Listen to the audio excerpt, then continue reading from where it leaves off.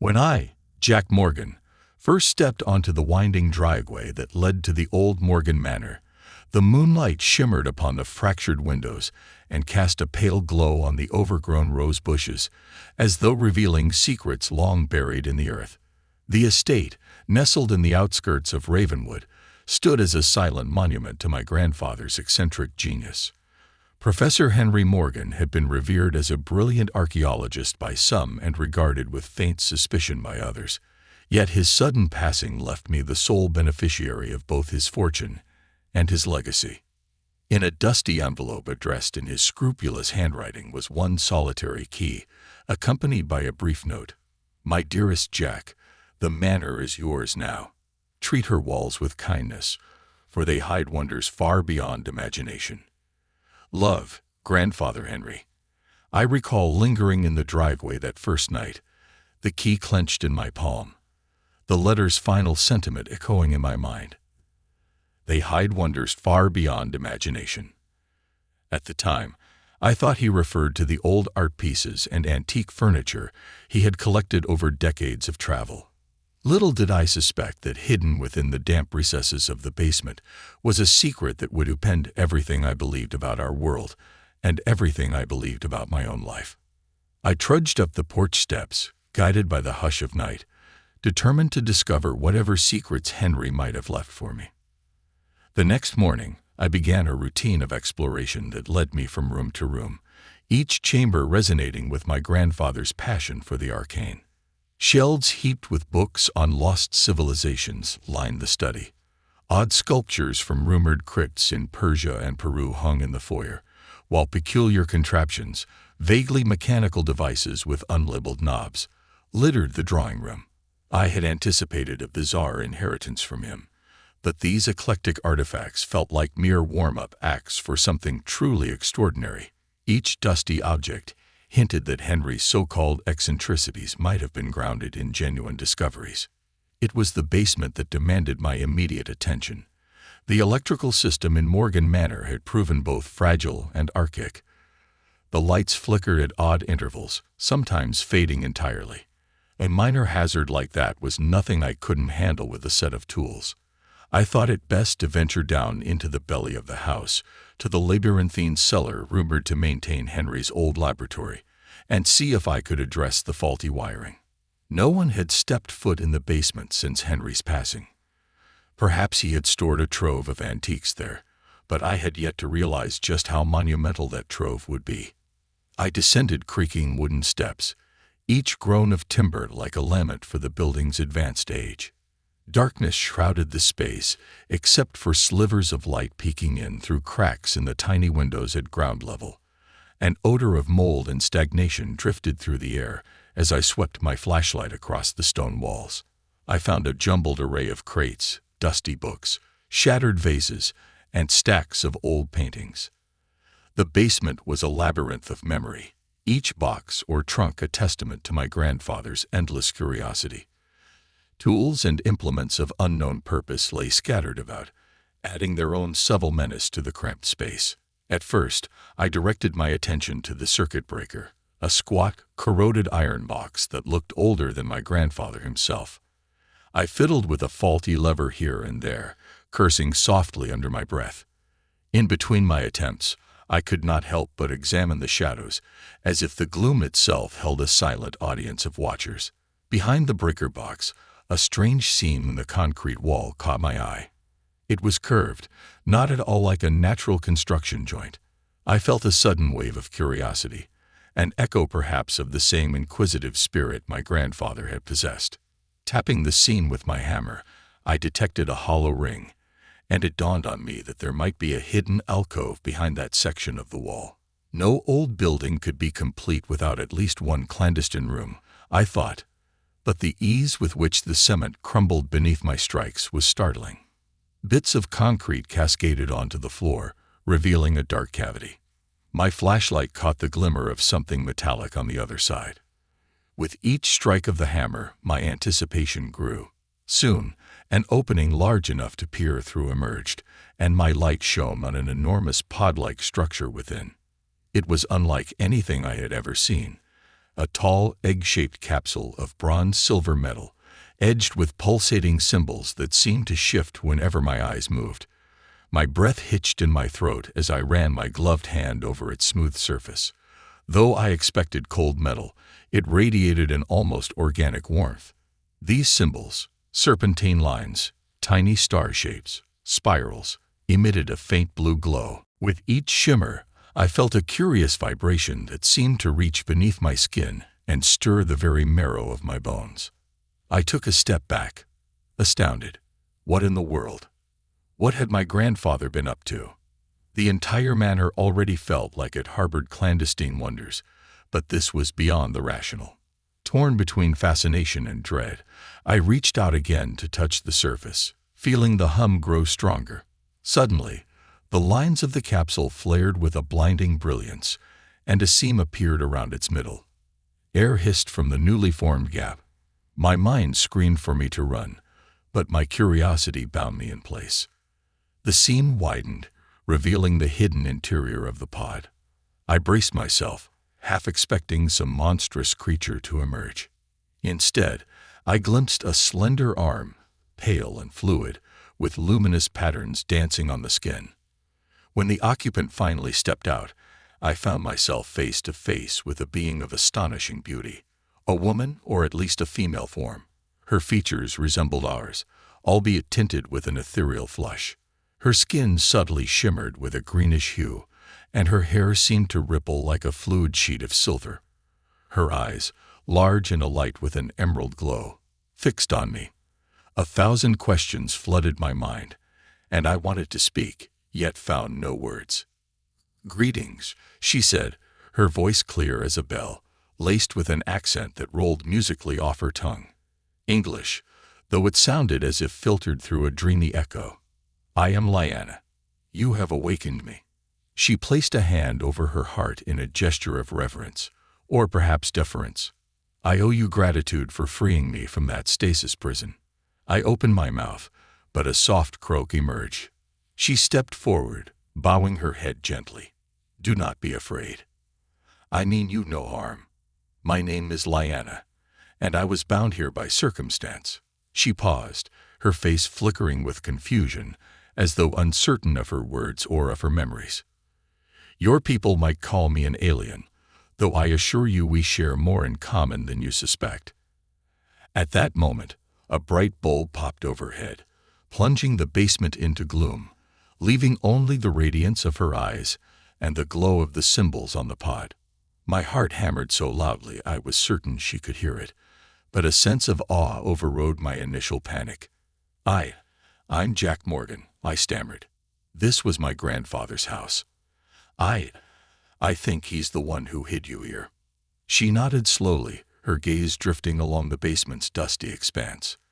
"I knew not the name of this place, only that a kindly scholar, one you named Henry Morgan, offered me shelter when I most needed it. He said I could sleep here until the threat had passed." "What threat?" I asked, but Liana merely bowed her head, pressing her lips together. Then, with a trembling sigh, she whispered something about a council that sought her.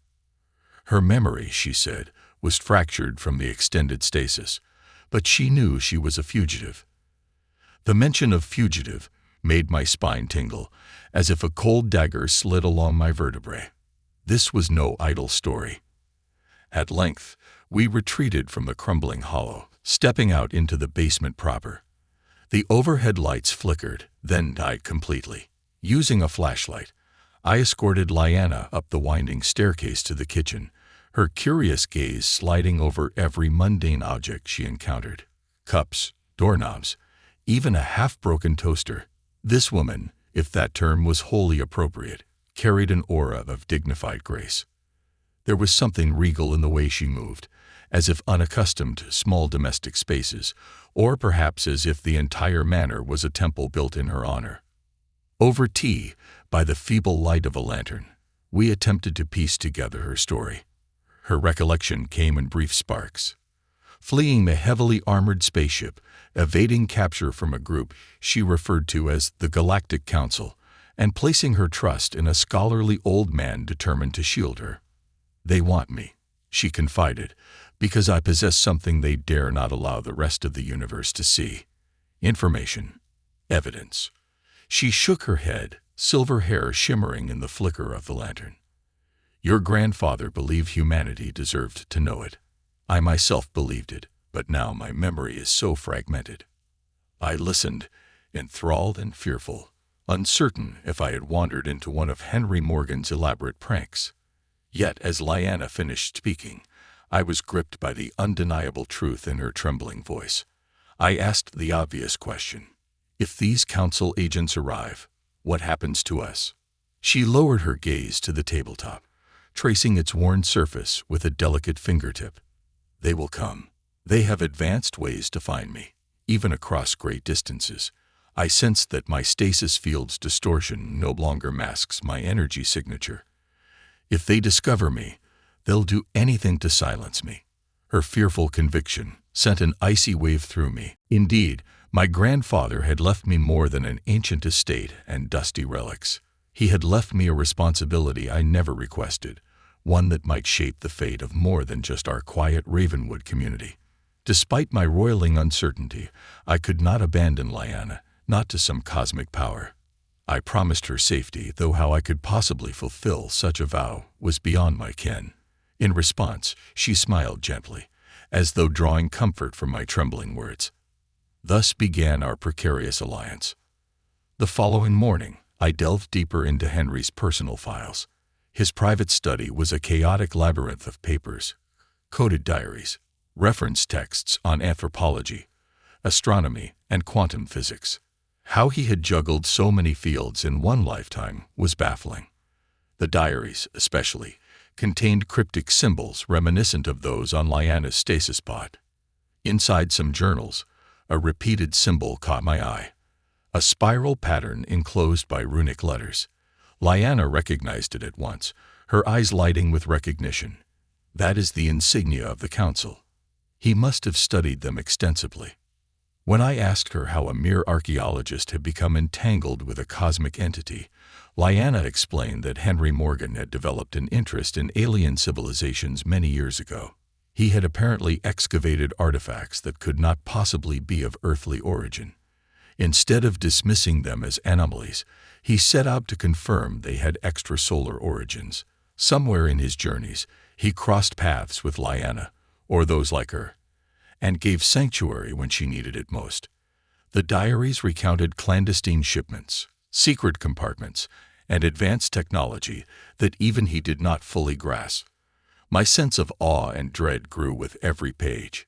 We soon confronted our first complication, local suspicion. Despite its small-town atmosphere, Ravenwood housed an active historical society and meticulous building inspectors. They caught wind of the lights flickering at odd hours, the rumored experiments in the basement, and the strange appearance of a silver-haired woman glimpsed at the window. Worse, the society threatened to file an inspection order, hoping to transform the Morgan Manor into a local museum. If they discovered Liana, an actual alien being, our secret would be blown open before we could piece together the deeper truths Henry had safeguarded. One afternoon, while scanning more of Henry's diaries, Liana stiffened, eyes wide. She felt a surge, a so-called energy spike that indicated something advanced was scanning the manor. In near panic, we scurried to the basement's hidden lab, seeking any refuge. Sure enough, blinking lights on one of Henry's contraptions revealed the presence of a cosmic signal, likely from the council. That night, as we hunkered down, the perimeter alarms Henry had installed, though I had initially thought them mere eccentricities, detected movement near the orchard at the edges of the farmland. Beneath a moonless sky, I glimpsed a shape gliding with mechanical fluidity, a council enforcer, or so Liana whispered. It looked for all the world like a figure made of liquid metal, almost serpentine, adopting a vaguely humanoid silhouette that glimmered in any faint reflection. Panic seized me, but Liana's determination kept us anchored. We had to decide our next step: remain in hiding forever, or attempt to dislodge whatever secrets Henry left behind so we could stand a chance against them. In the end, Our course of action was clear. We needed to excavate every cryptic clue Henry had scattered throughout the manor, reveal the council's wrongdoing if possible, and rally human allies, if any would believe us, while we evaded the enforcer's watchful censors. Liana and I became companions in a shared quest. The more we learned, the more my admiration for her grew. Though from a distant star, she never condescended to Earth culture or sought to manipulate me. Her vulnerability, her moments of reflection and doubt, made her endearing. She studied pictures of Earth's landscapes, stammering at the majesty of the redwood forests, the Sahara's dunes, and Antarctica's glacial expanses. She asked if Earth had music, if we sang of love and heartbreak, and I found myself describing everything from lullabies to symphonies, from Beethoven to folk tunes. Liana would close her eyes, imagining the harmonies, tears sometimes welling when she realized how much she had missed during her stasis in the basement darkness. I could not deny my emotions. Something beyond mere friendship was blossoming. When she laughed, a crystalline lilt filled the halls. When she shared a fleeting smile of gratitude, I felt my heart skip. Yet neither of us were naive. A cosmic threat loomed, and mortality had never been so precariously perched. We found solace in stolen moments. At times, we roamed the orchard behind the manor, watching the sun set over Ravenwood in shades of lavender and gold. Liana would trace her fingers along rough tree bark, enthralled by Earth's natural textures. Despite the simmering menace, those were the hours I cherished most, her presence transforming daily tasks into miniature wonders. As suspicions mounted in town, so did the council's search. The building inspector, a fussy man named Mr. Farnsworth, showed up unannounced one afternoon to examine the old wiring that was liable to burn the entire neighborhood down. I intercepted him at the threshold, stalling with talk of scheduling future renovations. Meanwhile, Liana disguised herself in the library, mindful not to reveal her inhuman features. Through an adjacent window, I caught her hand trembling on a dusty windowsill. The tension was enough to make me forget to breathe. At last, Farnsworth left with nothing more than a few scribbled notes on potential code violations, a narrow escape, but how long before the entire historical society launched an official inquiry? That night, Liana found a secret compartment in Henry's old bedroom. Inside lay a battered leather portfolio stuffed with yellowed pages. Many of them were half-burned diagrams of a large ring-like structure, annotated with remarks in Henry's frantic script. Coordinates for a gateway, possibly linking distant star systems. Risk of cosmic infiltration. The sketches were uncanny, featuring alien alphabets and fragments of equations beyond my understanding. At the bottom, an envelope read, "For the eyes of my grandson only." Within it was a letter. "My dear Jack, if you're reading this, fate has chosen you as the new sentinel of knowledge. Liana is not simply a visitor from the stars. She is an emissary of truth. The Council means to suppress our cosmic neighbors, has shaped the destinies of emerging species for centuries, interfering with technological progress. The Council claims altruism, yet I have unearthed their hidden exploitation. They aim to quell civilization before it rises to stand as an equal. Liana holds evidence of these misdeeds, encoded in her being. Protect her. If you succeed, Earth may become a beacon of unity among the stars. If you fail, we may all remain unwitting pawns in their design. Love always, Henry." I set the pages down. My mind reeled. So the Council was engaged in something far more sinister than the simple pursuit of a single fugitive. They scouted developing worlds, presumably to stunt or corrupt their natural progress. As an archaeologist, Henry discovered that Earth was part of their plan, and Liana carried proof of it. A wave of dread swept over me. Were we prepared to challenge such a monstrous apparatus? At dawn, we agreed on a bold plan. The only chance to protect Liana might be to expose the Council before they seized her. To do that, we needed allies. I decided to confide in an old friend, Sarah Clean, a journalist who had known me since childhood. She was known for her irrepressible curiosity and her dogged pursuit of truth. The next day, I found her at her home office, working on a local interest piece. She greeted me warmly, then raised an eyebrow at my anxious expression. Nervously, I began, "Sarah, what I'm about to tell you will sound impossible." She sat back in her swivel chair, crossing her arms, and regarding me with the calm acceptance only a dear friend could offer. When I told her everything, Henry's hidden pod, the alien named Liana, the Council's infiltration, her eyes widened. "You've always had an overactive imagination, Jack," she said softly, "but I can see you truly believe what you're saying, and if you're telling me the truth." She fell into a thoughtful hush. "I'm a reporter. If you've got proof, I can help you." Proof. That was key. But what proof did we hold beyond Liana herself? Then Liana revealed the data crystals in Henry's workshop, small, translucent orbs that pulsed with faint rainbow lights. Henry's notes indicated they stored compiled anomalies and transmissions from the Council, coupled with a handful of cryptic digital records. They might suffice. Sarah's skepticism waned as she watched Liana project an alien star map onto a blank wall in the workshop, each star swirling like a living tapestry. The journalist's voice trembled with a mix of excitement and fear. We have to tell people, but carefully. One misstep, and we'll be labeled conspiracy theorists or traitors to some unseen power." The next few days were a blur. We prepared our evidence with methodical precision. Liana helped decipher Henry's complicated logs while Sarah arranged an anonymous data release to a network of journalists. We aimed to reveal the truth on multiple fronts at once to prevent any single authority, human or otherwise, from burying it. Each day felt like a race against the Council's enforcer, who prowled the Ravenwood outskirts with unstoppable persistence. All the while, Liana and I grew closer, bound by fear, hope, and mutual reliance. She confessed that her memories were returning bit by bit, a mosaic of cosmic oppression, realms forcibly subdued, rebellions extinguished.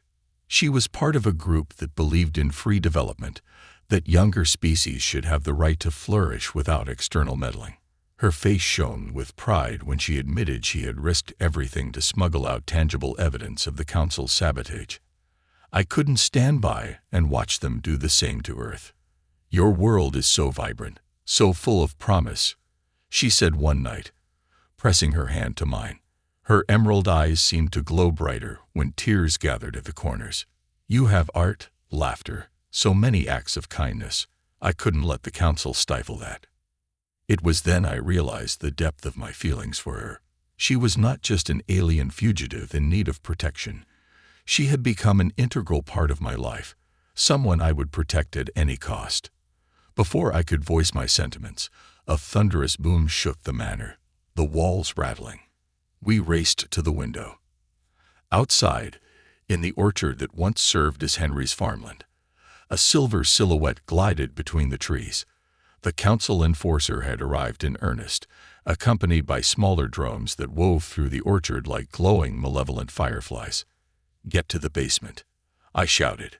We thundered down the steps, eyes wide.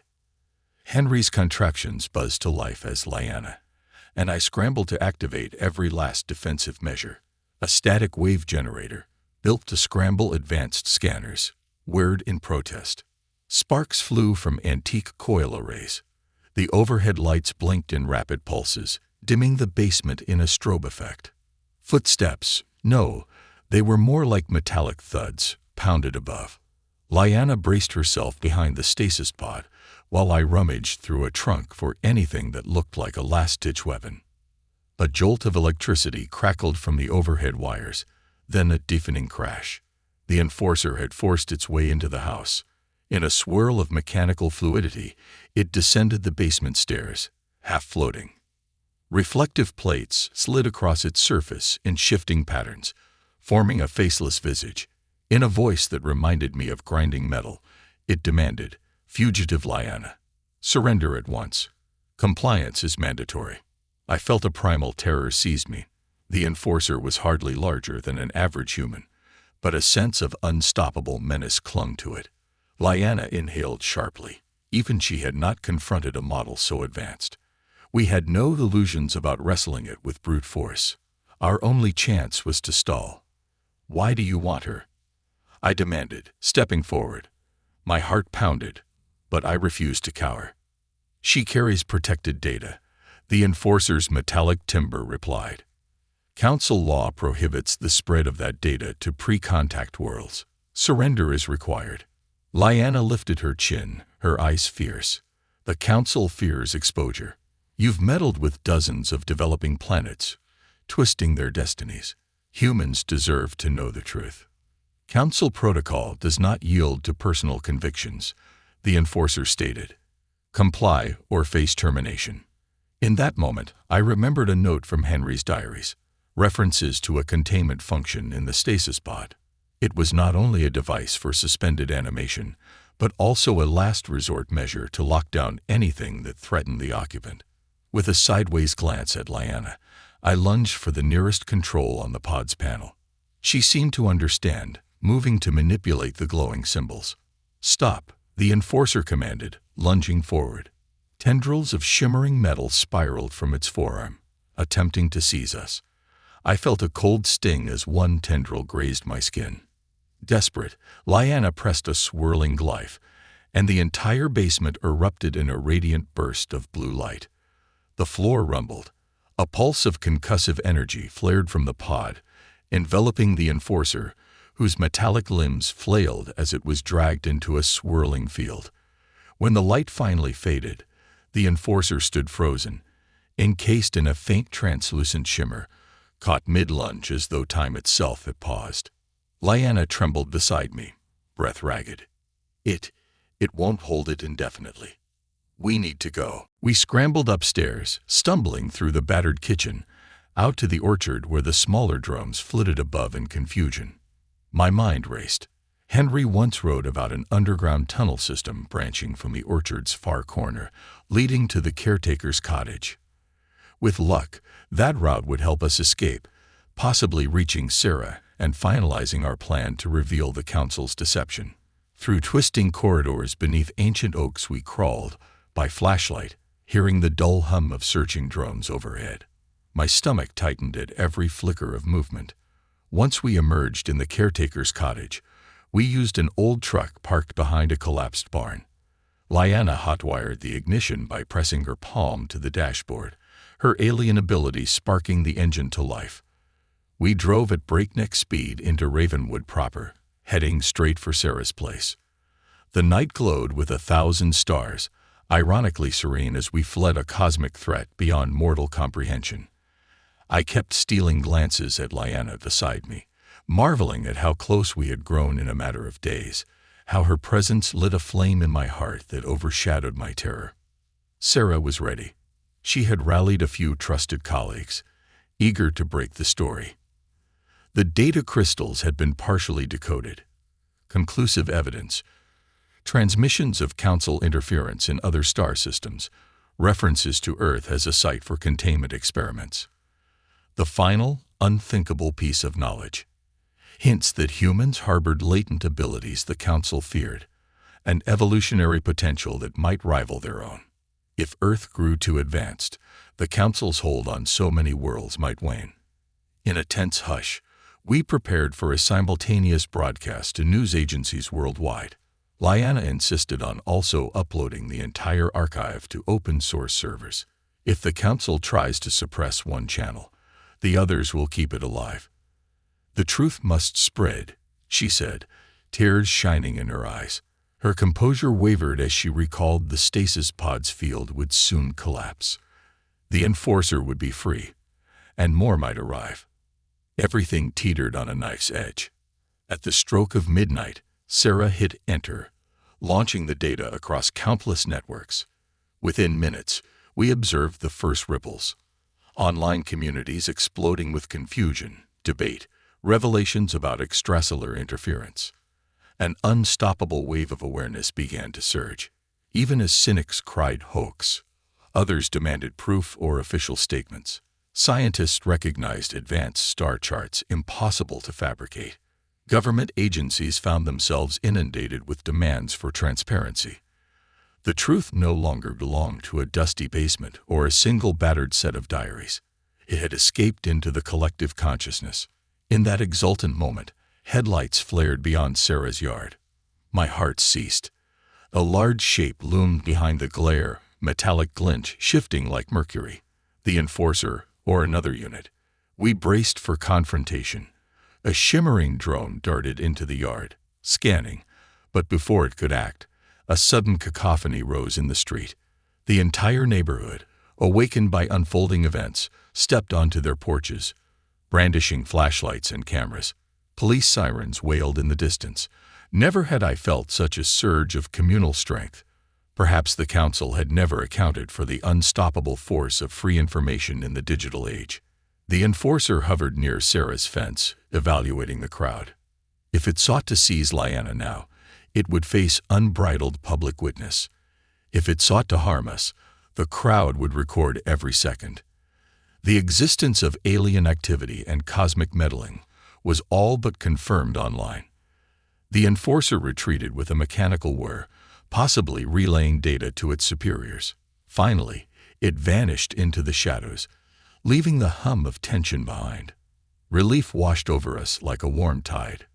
We were not yet safe, no illusions about that, but we had taken an irreversible step toward unveiling the Council's hidden manipulations. Over the coming weeks, mainstream media wrestled with the revelations. Governments sought clarification, and many labeled it the greatest conspiracy in human history. Experts pored over the data crystals. Independent organizations verified star maps, concluding that only advanced extraterrestrial knowledge could have produced them. Eyes turned skyward as the once ludicrous idea of other life forms interfering on Earth became a topic of urgent debate. Meanwhile, Liana remained at my side. Ravenwood faced a flood of newcomers, scientists, journalists, curiosity seekers. We navigated the mania as best we could, forging alliances with those who recognized the cosmic stakes. Liana spoke softly, cautioning that the Council might yet dispatch more enforcers or even attempt direct negotiations with human authorities to bury the scandal. But the seeds of truth had been sown. Nations began demanding official contact or explanations from the Council. Planet Earth's leadership, fractious as always, started forming a haphazard coalition to handle cosmic relations. The future was uncertain, but a door to the stars had undeniably swung open. In time, Liana and I returned to the Morgan Manor. The orchard leaves shivered in an early autumn breeze, reminding me of our midnight flight. Yet now the atmosphere felt different, hopeful. We cautiously ventured into the basement, half expecting to find the Enforcer waiting. Instead, it was empty, silent save for the stasis pod's lingering hum. The containment matrix had indeed collapsed. The Enforcer was gone, no sign of its silver presence. We discovered one final letter from Henry Morgan, hidden in a trunk behind the pod. It read, "Well done, my boy. If you're reading this, you've braved trials I could scarcely imagine. Know that I always believed in humanity's capacity for courage. May you and Liana find peace in a world now awakened to the stars." Tears slid down my cheeks. I felt a gentle hand at my shoulder. Liana stood behind me, that luminous warmth radiating from her gaze. "Your grandfather was quite a remarkable man," she murmured. "He saw beyond boundaries most never dream of crossing." "He wasn't the only one," I replied, turning to her. "You've risked your life to help us see a bigger universe. I couldn't imagine the future without you."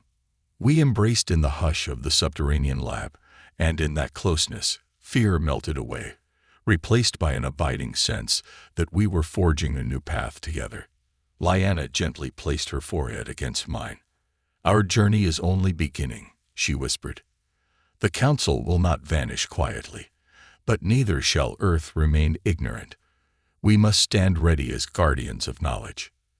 In the weeks that followed, scattered sightings of Council ships circulated among credible eyewitnesses, while global authorities stood at an uneasy crossroads, forced to address the surge of interest in extraterrestrial influences.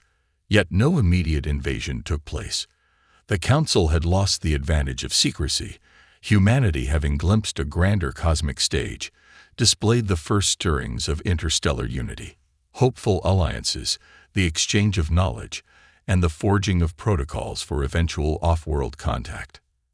Sarah's groundbreaking expose won her near-universal acclaim, and she humbly attributed her courage to the two improbable allies who had knocked on her door, asking her to believe the unbelievable. Liana and I dedicated ourselves to preserving Henry's legacy. We founded a modest research institute in Ravenwood, employing many of Henry's notes and contraptions in the open. Specialists came from around the world, drawn by the revelations. High-level talks commenced, with hopes of forging a new cosmic policy for Earth. Liana participated carefully, balancing her safety with the necessity of being a living testament to truths once hidden. Day by day, the world adapted to an age of cosmic awareness. Amid the press conferences, the academic debates, and the hush of every new rumor of council sightings, Liana and I found personal fulfillment. We walked the orchard together in the golden hush of twilight, free from the terror that once haunted those very trees. We spent quiet evenings reading Henry's diaries, laughing at his wry wit, mourning the man we both loved for different reasons. We discovered each other's joys and sorrows in those tranquil hours, forging a relationship that transcended planetary origins.